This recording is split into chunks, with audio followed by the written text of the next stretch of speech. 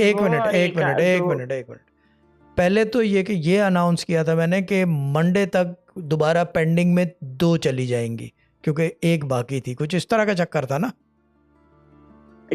जी, आपने यही कहा था, एक यही कहा बाकी था। थी और 2। अब जी। इतनी जल्दी, यानी कि प्रोग्राम के बीच में ही एक और पेमेंट आ गई है, तो अब कितनी पेंडिंग हो गई है इनके ऊपर?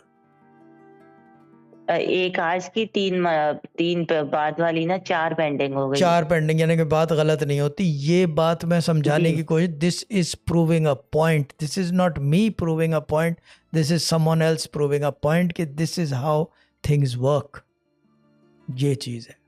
और ये मुश्ताक भाई तैयारी कर लो, आप तो यूट्यूब के आपको तो शील्ड देंगे वो डेफिनेटली, हाँ।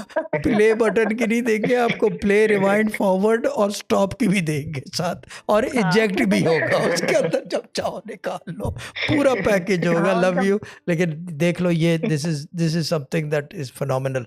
इसको कहते हैं मैन ऑफ वर्ड, और इसको कहते हैं डील को पूरी करना। This is how I complete my और डील्स।